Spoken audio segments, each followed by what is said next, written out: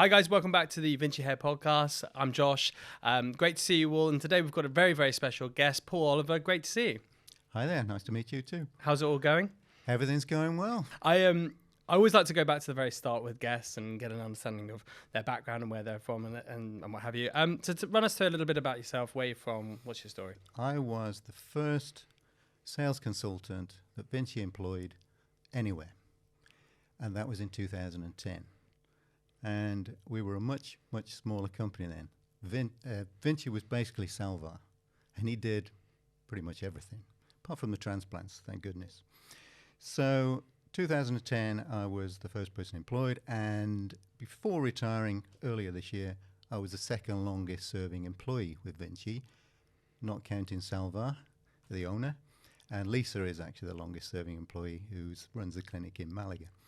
And of course, the driving force behind this company that it's become today is Salvar, but I would like to mention that the work that Lisa's done over the last 15 years, it's big shout out to her. Yeah, she's amazing. So, to go back a little bit before I joined Vinci, I was living in Canada, and the Canadian government, in their infinite wisdom, asked me to leave the country. And literally did ask me to leave the country. So I knew I was coming back in early 2010. I thought, what do I want to do? I don't want to go back to, I was running marketing departments with staff, big companies, good job. I didn't want to go back to doing that. I sort of left that when I went to Canada. So what would I like to do? So I thought of many things. Being a professional golfer was ruled out for lack of talent. So I thought, I don't know why this penny dropped, but I thought, what have I been obsessed with most of my life? Hair. Because I started going bald at 17. 17?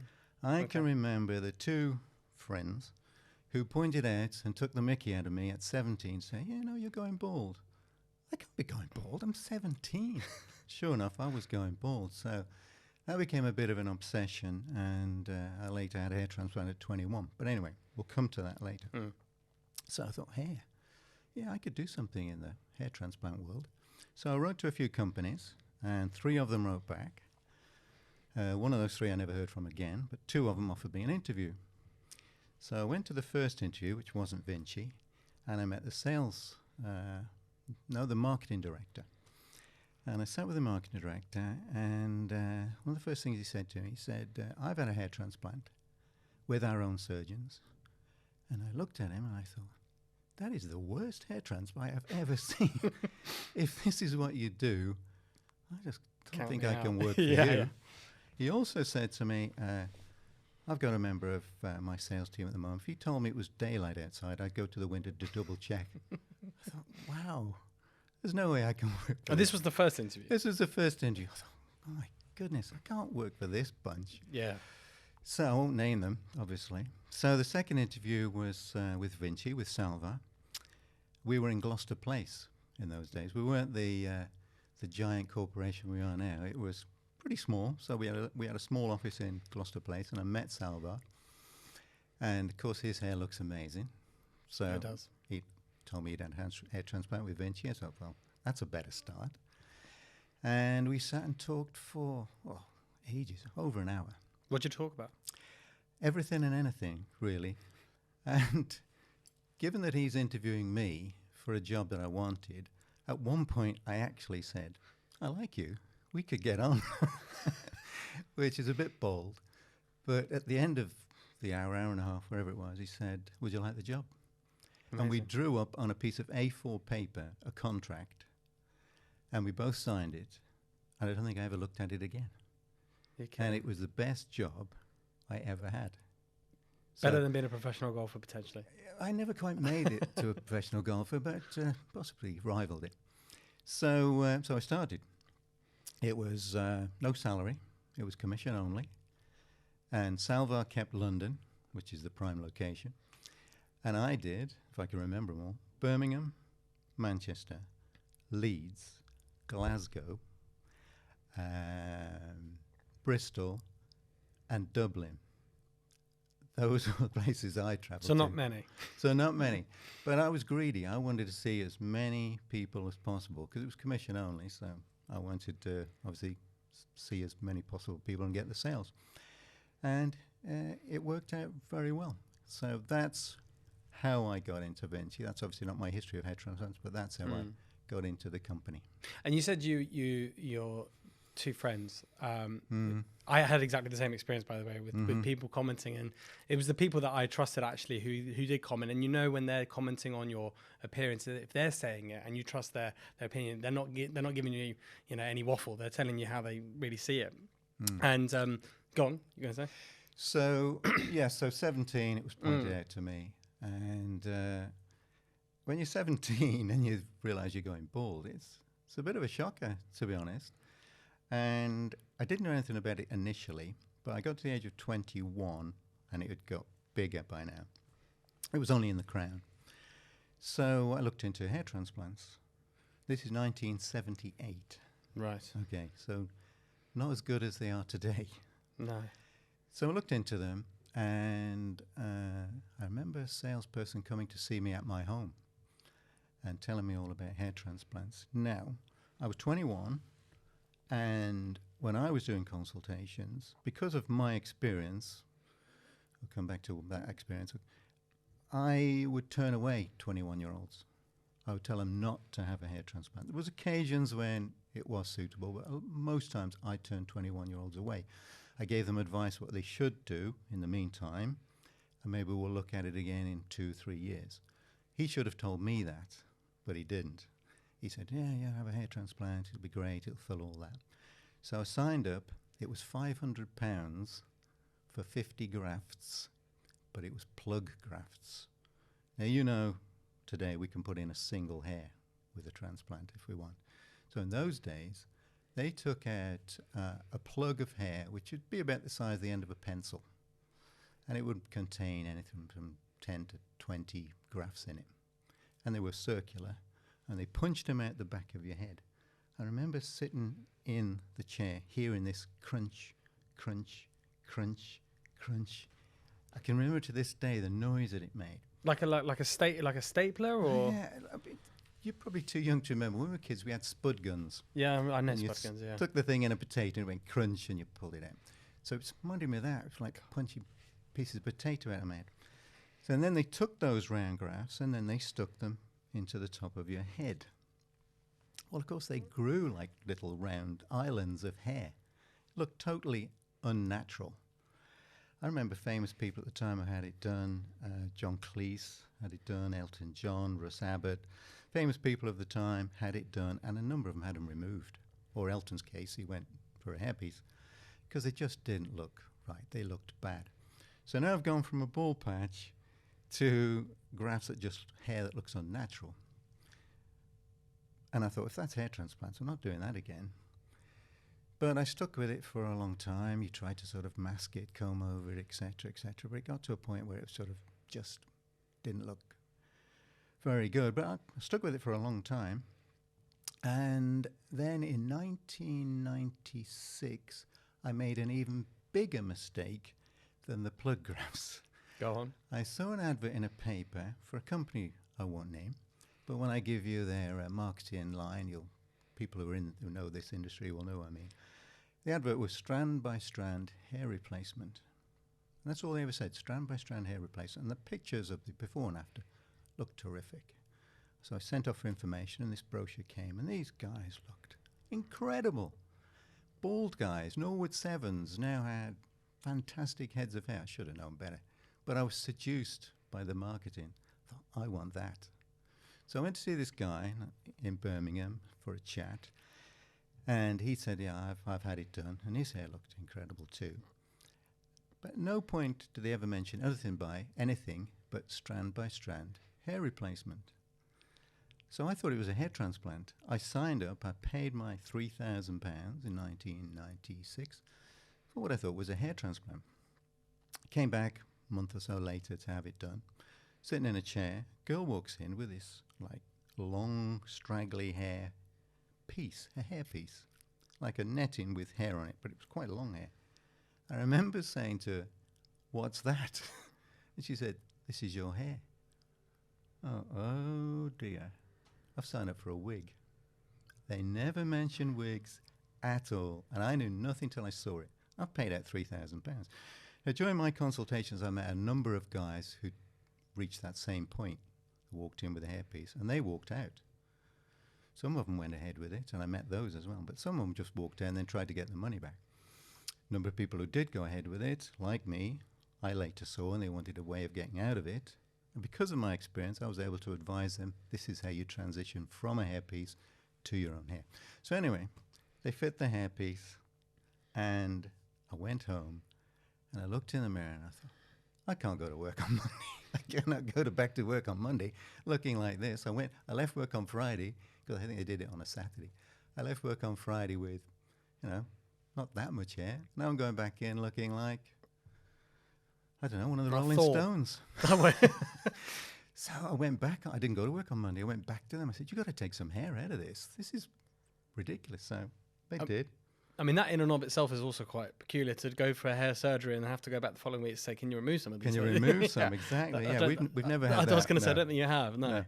So I went back and I said, you've got to take some hair out of this. It's just too much. So they did. And I went to work on the Tuesday. Oh boy, that first week. That's one of the most embarrassing weeks I've ever lived through. People would make any excuse to come to my office and not talk to me, talk to the top of my head.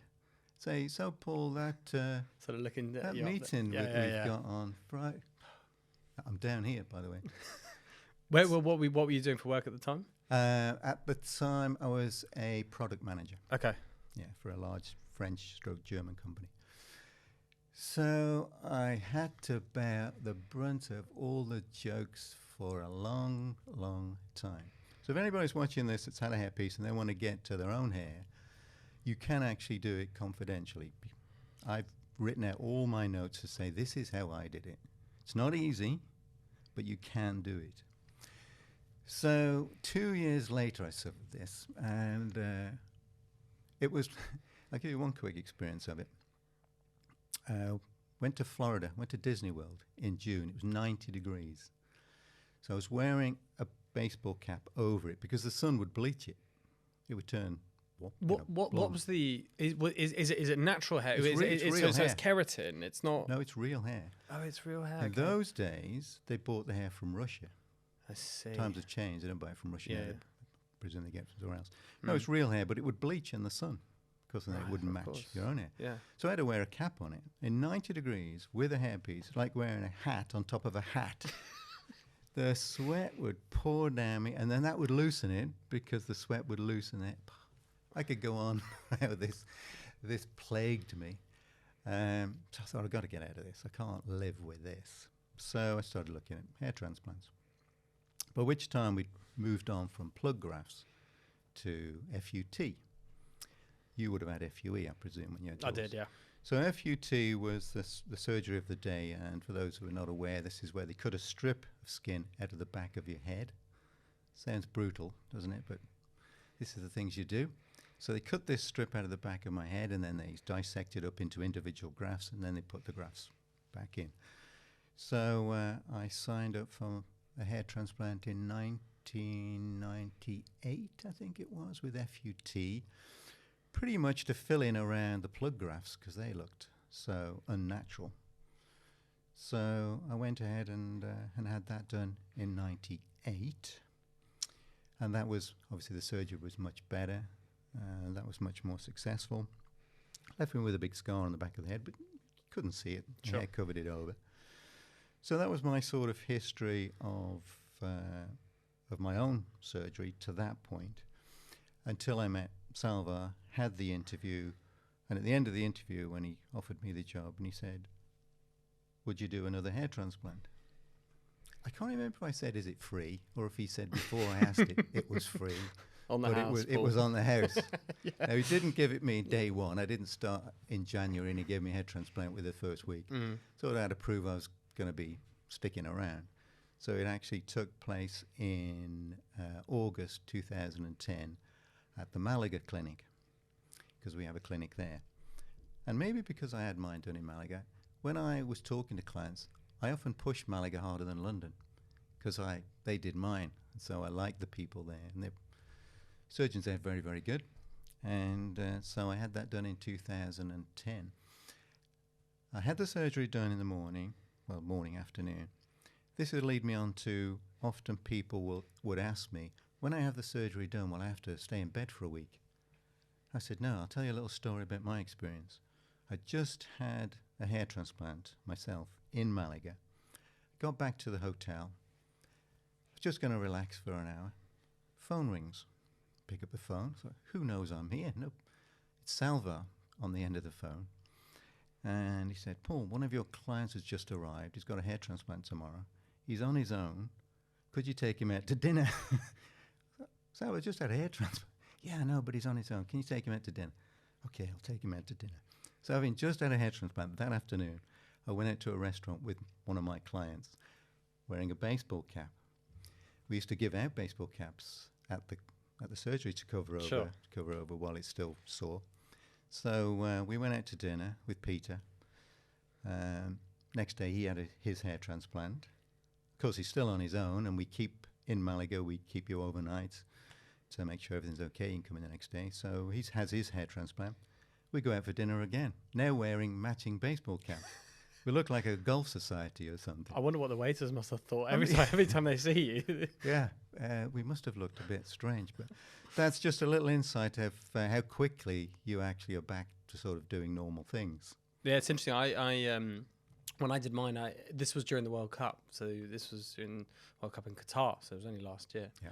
And I remember going slightly recklessly. I remember going straight to the pub, which the following day. That is a bit reckless. Yeah, to watch an England. One of the recommendations is don't drink alcohol. No. I mean, to be fair, I didn't drink. I mean, it was, but I went to because it was an England game, and you can't really sit at home, especially if you're in Brazil. You can't sit at home and watch an England game by yourself, especially if you've got sort of English mates in town. So, and because I had the beard transplant done as well, pretty noticeable. Yeah, there's no hiding from that. I mean, you can't wear a cap. You can't wear a cap over your face. You can't wear a mask. If only you'd had it done during COVID. Well, this is it. Well, yeah, I know, but somebody said that I looked like Desperate Dan because because of course all the follicles everything had dried. Yeah. And so I got ribbed for it, but I took it like a man and carried on, pressed on. Out of interest, you were saying so sort of late 90s.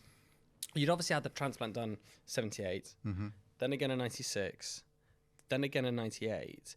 Did you at some stage think to yourself I think sort of tinkering's the wrong word, but not continue down this route of hair transplants? Because I think some people would say, I had the first one, wasn't so good. Then the second one, that was an unmitigated disaster with the hairpiece. With the hairpiece. Yeah.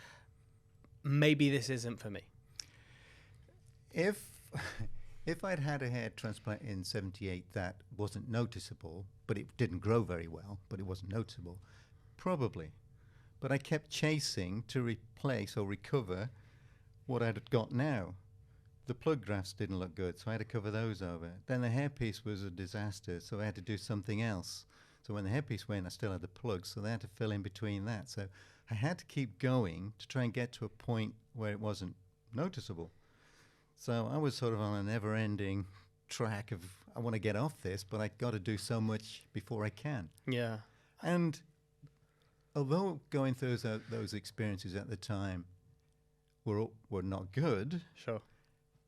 In a weird way, when I came to do this job, those experiences really helped me help other people who'd done similar things. And I've always said, if we ever employ a sales consultant, make sure he's had hair loss and he's had a hair transplant, because he can speak from experience. If you just get a sales guy and he has a wonderful head of hair, how do they know how it feels? How do they know what it's like to have the operation? So all those things that I did, I could advise other people, particularly those that came in with a hairpiece, say, I want to get out of this hairpiece, but I don't want everybody to see me. What can I do? I said, well, this is how I did it. And I wrote out everything that I did, and I would hand it to him and say, follow this guide. You can do it. I think particularly if you're going through any sort of surgery, it's always there is something reassuring about speaking to someone who's experienced all avenues of where it's gone right, or more importantly, probably where it's gone wrong as well, so that they feel that they're speaking to someone who's experienced these things firsthand. I think it's always much better than to do that vicariously and hear it vicariously. I sort of want to go back to what you said about doing it in the late 70s. And I suppose also the late 90s. the world's a very different place now, insofar as attitudes to cosmetic surgery, generally both for men and women, but particularly for men. I remember sort of speaking to my dad about before I did my surgery, and he just couldn't get his head around it. Different generation. Well, this is it. But of course, 1978, to have that done, what was the sort of the society like, or the attitudes toward it? You mentioned in 98 when you went back to the office, everyone was talking at your hair, not your face. But run me through what it was like, sort of a little bit, I suppose, from friends, from family, from walking out in public. Well, I remembered a couple of experiences from that first transplant that I didn't mention earlier that I'll bring up now. After they finished the surgery, this is how different it was. I mentioned earlier that after the transplant in 2010 with Vinci, we went out to dinner. Okay, I wore a baseball cap. But after the surgery in 78, they basically wrap your head in a bandage. Literally, there was that much of my face showing. The rest is just tightly bandaged up. You literally look like the mummy character from the movies. And they kept you overnight. So you slept at the clinic with this bandage thing on, which is just this amount of your face showing. Extraordinary, yeah. And when they took it off the next morning, because it'd been so tight, they took the bandage off. It felt like my head just swelled up. And I was driving myself home. We recommend you don't drive home, but I was driving myself home. And I distinctly remember going to get in the car. I don't know whether because I couldn't feel a lot of this. I banged the top of my head, or I just had the operation on the top of the car door. So those are a couple of things that came back to me. When I got home, I hadn't told my parents anything about this. That's how I am. I tend to be a bit headstrong. I got home and I showed my mum the back of my head, and plug grafts. Looks like you've been in a battle.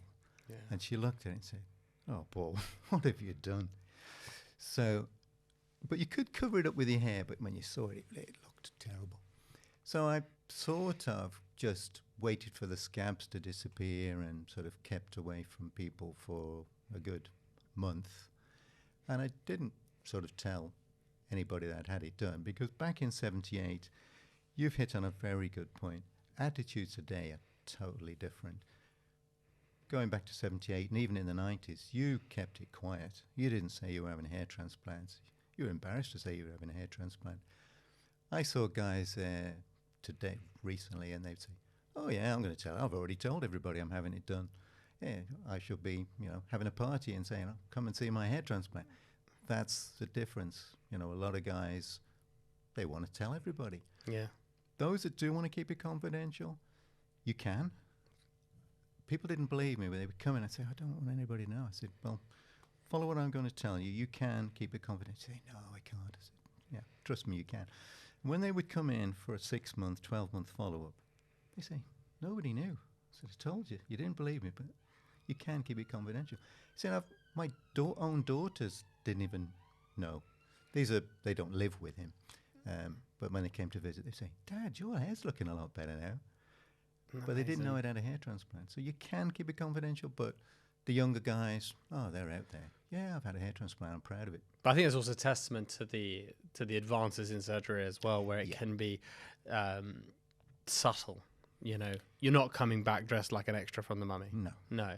You mentioned briefly that. What did your mum say? Hair loss is hereditary. Mm-hmm. We know. Yeah. Is that something that's occurred in your family then? Quite a great deal. And whilst your two friends did say, "Indeed, sorry, Paul, you are actually losing your barnet," but actually, did you kind of have an inclination this might be on the cards? No, because at 17 I didn't know anything about hair loss. I didn't know it was hereditary, but my father was bald, so I got it from him.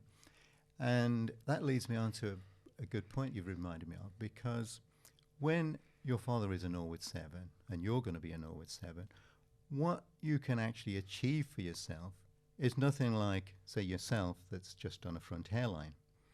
I often used to joke with Salva. Salva had only lost hair at the front. He had all the hair in the crown, and so he's just had to restore the front. It looks amazing. I used to say to him, people come in for a consultation with you, They sit down. You say, I've had a hair transplant. They say, where do I sign? Because it looked that great, because he just filled in the front hairline. I would be completely bald on top with their hair transplants. So what I've got, for me, I love it. I think it's great. But I would have young guys say, well, you haven't got very much hair. But where I started from, I actually have. So people come in different situations. You're Norwood 7s, or you just want to do the front hairline. Just for the benefit of people who don't know, when we talk about the Norwoods... Sorry, yeah. You mean sort of like the levels of... Yeah, the level of hair. So Norwood 7 is pretty much everything on top is lost. Not the back and sides, because you don't lose hair at the back and sides. We never really worked out why you don't lose hair at the back and sides, but you don't. And that's why when we take it from the back and sides and put it on top, you don't lose that either. It grows forever.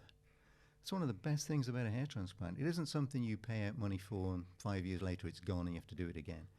It's all for the rest of your life. Yeah. I'm thinking of things all the time. Go back to 2010. A Vinci Max was £13,000. Today, what is it, about £6,000 in London, something like that? So £13,000. So I would say to somebody, okay, it's a lot of money, but if you bought a car for £13,000, 5 or 6 years' time, you'd be replacing it. This is forever. Well, I think that might also contribute to why, from a societal point of view, there isn't so much of, I think stigma is probably the wrong word, but we're not talking about shelling out tens and tens and tens of thousands of pounds. And I mean, it's not quite it's not a throwaway amount of money necessarily today, but it's become so democratized. The hair transplant industry, so to speak, has become so democratized that, I mean, quite literally, we see people.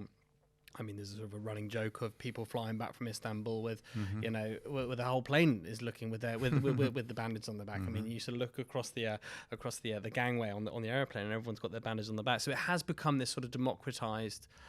It's a democratized surgery, effectively. So maybe that's also shaped how society perceives transplants and male hair surgery.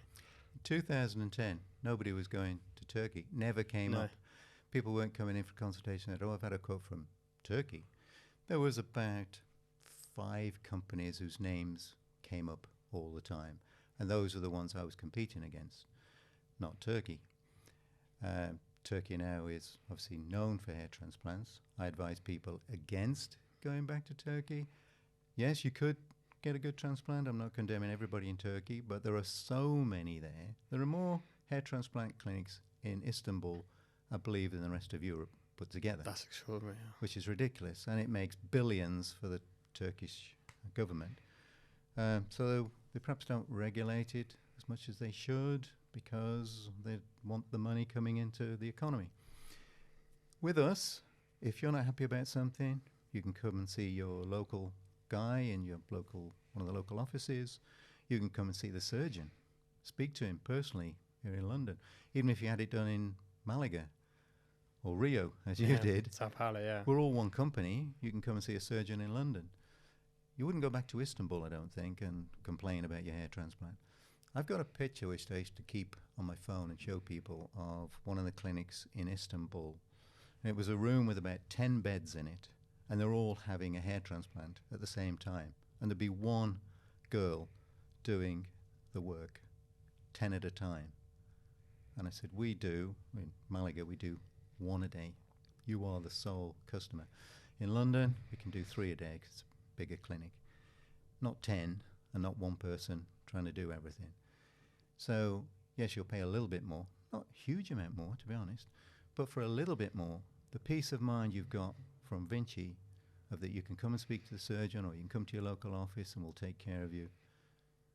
That's got to be worth a little bit more, surely. Yeah, I think there's a certain level of dilution, I think, when it comes to Turkey. It's sort of, I don't know, obviously I've had friends who've had it done in Turkey, and it's, you know, as you said, they were 1 of 6 that day, and people underestimate, I think, just the level of care that's required from the surgery to the patient that's required on that day that you do the surgery. I mean, from my own experience, you know, I was there 11 hours, something like that, from 7 in the morning till, but actually it was probably longer than that because I left at about 9 p.m. But if I'm putting my future looks, which is what I'm doing, in the hands of somebody. I want to know that they are invested in me for that period of time, And not you that could I'm go and see them. Yeah, exactly. You're not just another number, so to speak. And let's get these guys in and out as quickly as possible and get them on the next flight back to Gatwick. Yeah. I want to know that this is a big commitment for the individual, for the patient, and I want to know that you're in sort of safe and capable hands.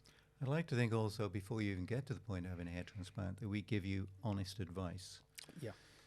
I always went back to my own experience of being told as a 21-year-old, yes, you should have a hair transplant. I never did that, as I said. There was a lot of people I turned away because they weren't suitable, especially before we had MSP, and especially before FUE got better. Any Afro-Caribbean hair clients we couldn't do back in 2010. FUE wasn't successful for them then, it is now. We couldn't really do the strip surgery because it didn't heal very well. You got keloid scarring a lot of the time. So I turned a lot of people away. And remember, I'm only on commission, so I'm turning money down here. But my goal was always to have a happy client. I didn't want people unhappy like I was with mine. I wanted to come back and say, Paul, you advised me well. I'm really pleased. I also always had it in my mind. I didn't want somebody to turn up on the day and the surgeon say, oh, this guy isn't suitable. We can't do it. That would be horrendous. I think it happened twice for me, where somebody got to surgery and the doctor said we can't do it. One, he had diffuse alopecia, which I hadn't picked up on, but the doctor did, when I spoke to him about it, he said it was a difficult case. I'm not surprised you didn't see it. I'm not blaming you, but we couldn't do it. Can you explain a little bit what diffuse alopecia is? Because there's different versions of alopecia, right? Yeah, so normal hair loss, as say, is hereditary, and you lose it on top here. Yep. You don't lose it at the back and sides. Diffuse alopecia, you can lose hair anywhere, back and sides. You sort of see it when it's really noticeable. You can see really thin hair on the back and sides. This guy's wasn't that thin, but apparently it was thinning. And if we moved hair from here to here, and you have diffuse alopecia, you could lose that hair again. So you pay it for a transplant, we put it there, and then you lose it again. That would be disastrous for the person. So that was one occasion. And the other one was somebody turned up and they had very high blood pressure. I couldn't have known that. But again, we wouldn't go ahead. No. I wonder if you turn up in Turkey, having travelled all that way, and they check your blood pressure and say, oh, we'll do it anyway. I don't know, but yeah, I wonder. Yeah, it's interesting you said when I was in Brazil, the to do any sort of surgery in Brazil. I mean, Brazil is pretty internationally known for surgery, for cosmetic surgery, whether it's for men, for women, whatever. And I had to blood samples. I mean, I'm surprised I didn't check my VO2 on a treadmill. I mean, the steps you go through, because of course there are. I think it's fair to say there are risks involved, and that's one of the things we were sort of talking about when it comes to 10 patients in a day. That's going to be tough to mitigate those risks. If you're stacking them high and selling them cheap, are you really going to be putting the patient in the best possible hands? I would rather they go through I'd rather they went to the nth degree, checking things like your blood pressure and so on and so forth.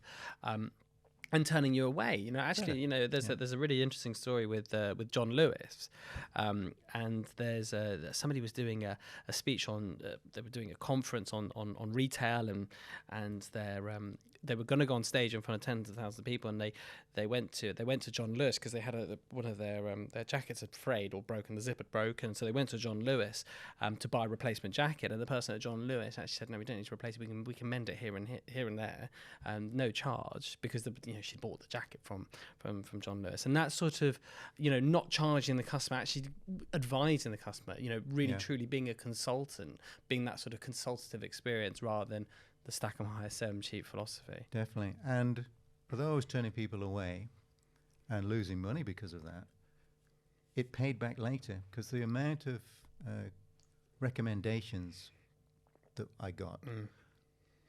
Say, I've come in because John, Jack, Fred had it done with you, very happy, and he's recommended you. I said, that's music to my ears. I also knew they were probably going to sign up if they'd been recommended. Of course, yeah. Because what better to have somebody recommend you, and then come and see the the company that did it. I just whilst you're talking, you mentioned briefly about Afro-Caribbean hair, and that actually it was very difficult to do circa 10 years ago, something like that. Whereas now it's doable. We do now. Okay, explain sort of what the difference is and why there is that sort of why it's slightly harder to do it for Afro-Caribbean hair as it would be for hair like mine, for example. I won't get deeply technical into it because I'm not a surgeon. Sure. But going back 10 years, we predominantly did FUT. We did very few FUE clients. It was 2010, it was more in infancy. So Afro-Caribbean client came in and I would explain to him that we can do strip surgery, but you're going to be left with a scar on the back of your scalp, and it's probably going to be very difficult for you to cover it up, and it may not heal very well. If we try and do the FUE, which is where we take an individual hair, an individual graft, rather than a strip of skin, we can try that. But if the hair is straight, we know when we follow a straight hair, it goes straight to the root. So we know when we go down with the tool, we're going to reach the root and we're going to remove the root successfully. With your hair, it's curly above the scalp. It's also potentially curly below the scalp. So we could start off following the hair, but if that hair then goes off that way or that way, we're going straight down, we're missing in the root, or we're cutting the root in half and killing it. So if you come in and had 1,000 grafts, well, only 300 of them actually are going to grow. I would suggest you don't have a hair transplant. Now we've progressed. They're much better at it. They're technically more proficient at it, and we now do Afro-Caribbean hair. The big plus for me was when Microscal pigmentation came into the business. I remember going with Salva for the first demonstration we ever saw of Microscal pigmentation. And it was in Birmingham. We sat there and we watched it. And live? Live, as it's guy was having it done. Guy was having it done. Okay, right, yeah. So we sat there, Salva and I, watching this being done. And after we left, I said, very wrongly, we're not going to do this, are we? We do hair transplants. We're not going to do this. Just for those who don't know, MSP, microscopic pigmentation. Yeah. What is it? So microscopic pigmentation isn't a hair transplant, but it will make a guy who likes to keep his hair shaved to the scalp look like he has a full head of shaved hair. It is pigment. It's never going to grow, but done well, as we do it, it looks terrific. So you would be completely bald, but with the pigmentation, it looks like you have a full head of shaved hair. So now we had this to offer, albeit I was very skeptical and said, oh, we're not going to do this, Salva, this is a gimmick. They said, no, I think it's going to be big. Oh boy, was I wrong. It's become huge. We were one of the first two companies in the world to do Microscal pigmentation. I don't know where they are now. There must be thousands doing it now. In Miami alone, there's, I think, like 3,000. I remember a client coming from America to London to have Microscal pigmentation. Is that right? And, of course, it takes, a few sessions to do. So he had to stay here for a while. I think he stayed for a month while we did it. That's how things have changed. What do you put that meteoric success in MSP down to, then, do you think? It looks so good. Yeah, that helps. A client would come in who I would look at him, I would assess his hair loss. I would say, we can do a hair transplant, but you're not going to get the coverage you want. I would always first ask people, what are your expectations? And they would tell me what they thought they could get, or what they wanted. And I would tell them what we could do. I honestly tell them what we could do. Yeah. And I said, we can't do that. You've got too great a loss. We can't achieve it. This is what we can do. Oh, I don't want that. I said, well, I don't think you should have a hair transplant because I don't want you coming back in a year saying, I'm not happy with this. I said, so I would tell people not to. But what about microscopic pigmentation? Well, nobody ever heard of it. Oh, what's microscopic pigmentation? So when they told them that, what we did, and they would say, oh, it's a tattoo. I tried never to say tattoo. Because if you said to people, we're going to tattoo your hair on your head, it just sounds awful. It does, yeah. There's no avoiding it. So I'd explain, I'd show them before and after pictures. A lot of them said, oh, no, I don't think, like me, they thought, well, that can't work. But when it's done well, and we really took our time with it, we didn't just rush in there. We would build it up very gradually over like 3 sessions. And when it was done well, it would look really good. Mm. The biggest issue I had with it was people wanted it to look really dark. I want it to look like it's a really thick head of dark hair. I said, if we do that, it looked like somebody's painted your head. Just look like an 8-ball. Yeah. Quite. Look at somebody who's got shaved hair. No, they've got a full head of hair and they've shaved it. It doesn't look pitch black. No. It looks sort of faded. It looks light. That's what we're going to create. And some people couldn't grasp that. They wanted it really thick. And I said, no, you don't. And if they insisted on that, I said, no, we're not going to do it. Please go somewhere else. And because it started to catch on, you did get tattoo parlors doing it. But it's specialized equipment that we use, special ink that we use. It wasn't tattoo needles. It wasn't tattoo ink. So I have seen pictures and I have seen people come in and said, oh, we had this done at a tattoo parlor. It looked really bad. It was so obvious. Yeah. Our aim was nobody could tell that we'd done anything. Is that right? It just looked like shaved hair. So when that came in, and I accepted that we were going to do it, and it did work, I could now offer that to people who weren't suitable for a hair transplant, and that was a plus. That's amazing, isn't it? But you thought initially it was going to be a bit of a I thought it was a gimmick. Yeah. I thought, no, we hair transplants. We don't want to do this. I have actually had microscal pigmentation. And I'll explain why I've had it, because it isn't just for guys who want to have the look of a shaved head. People like myself, as I said, I would be completely bald on top. We can only move so much hair for somebody like me to create, a hair transplant. But you can make that hair transplant look thicker with microscal pigmentation. Because when you look at somebody's scalp whose hair is thinning, what you see is the lighter coloured scalp in contrast to the colour of the hair. So what we did with the pigmentation, we left your hair in place. We took that contrast away. We made the scalp look like the colour of your hair. So instead of it's an optical illusion. Instead of looking at somebody's thin hair and seeing the scalp, it was like they were looking at a full head of hair. Isn't that amazing? Yeah, God. So I can proudly boast I have tried everything apart from one thing that Vinci offer. That's all the medications, all the type of transplants that we do, the laser caps. I've tried everything except plasma. Plasma. As in PRP? PRP. I've never had that one. I was offered it, but it came out of the blue. I was in a meeting with a couple of the surgeons and we were just chatting.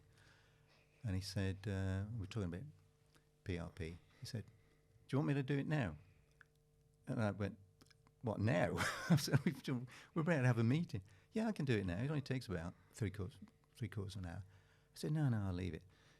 So, but if I'd had that, I would have tried everything. So you've tried everything bar one, but that's not because you don't want it. It's just because you were caught off guard. Right, okay. Yeah. But so that could still be in the... Well, is it in the plan? I don't think so, because I've worked out, we might get onto how you maintain your hair as healthy and as thick as possible after you've had a transplant. And there are different ways you can do that. I know Salva has the plasma treatment. He owns the company, so it's easy for him. Wherever he is, they do it, and he'll just, do me today. You do have to come to one of our clinics to have it done. So I've worked out my own routine. So I've not had that done. I probably don't need to have that done. But I have tried everything else. I've had FUT. I have a laser cap. I use finasteride tablets. I use the vitamin tablets. And another claim to fame, I am the first and only person that's tried body hair transplant. And this was my idea. I came up with this idea in 2012. One of the unfortunate things with men who lose a lot of hair on their head is it will grow everywhere else. Chest hair, arms, legs, back. Never liked hair on the back. It's not a good look. No. So I said to Salva, why don't we try taking hair from the back, put it on the scalp, fill in, amongst the other grafts that you've put in. He said, yeah, we could try that. Let's give it a go. So I went back to Malaga. This was your idea? This was my idea. Okay, right. Desperate man. Went back to Malaga. And sorry, this is a man also, I should also say, Paul, that you thought the MSP was a bit of a gimmick. But you were more than willing to look at this as a potential option of doing a body hair transplant. Well, had it work, it could be... True. Okay, fair enough, yeah. It could have been a boon for the guys like me who had such a big hair loss. You've only got so much you can move, as I've said.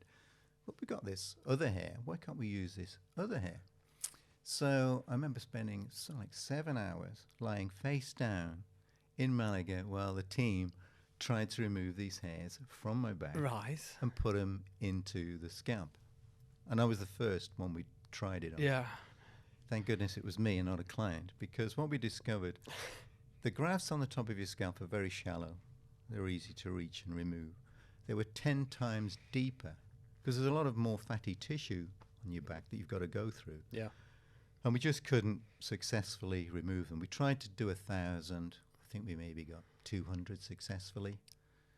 So it wasn't. My thinking was, you remove them from the back, you put them in the scalp, they grow there, they're removed permanently from my back where I don't want them. Win-win. 2 birds, 1 stone. Fantastic. But no, 7 hours of flying face down with the team tutting at me saying, why are we doing this? At least we prevented just trying it on a real client.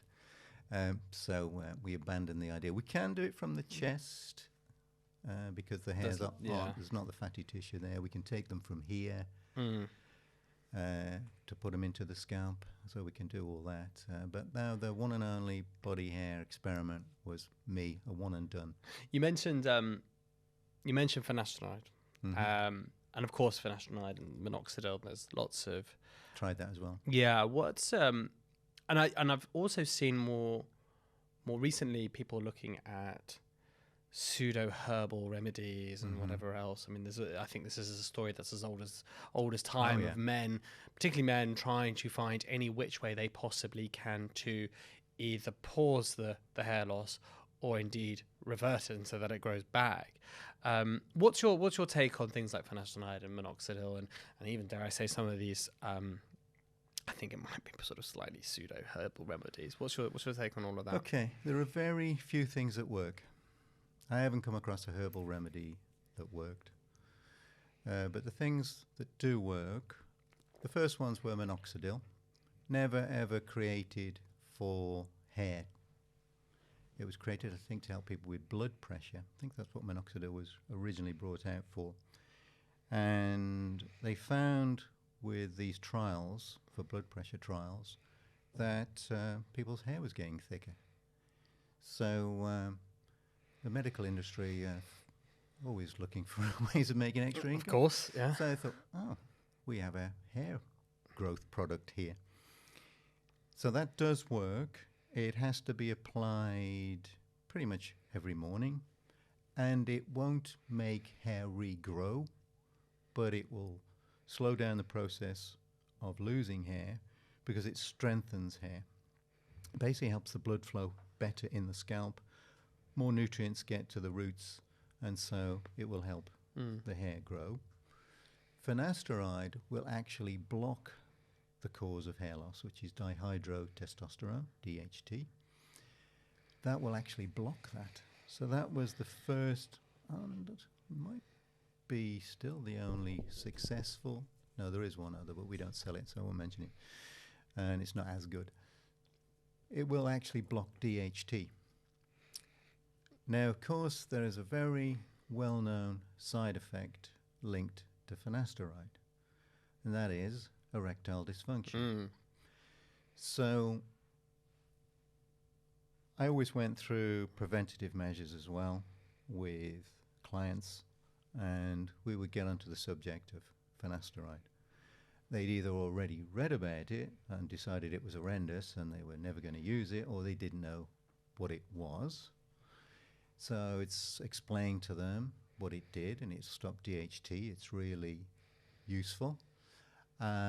And I had to say, but it is linked to one side effect. They say, oh, what's that? I said, do you know what erectile dysfunction is? Fingers crossed that they did know, because if they didn't, and some said no, I then had to explain it. Yeah.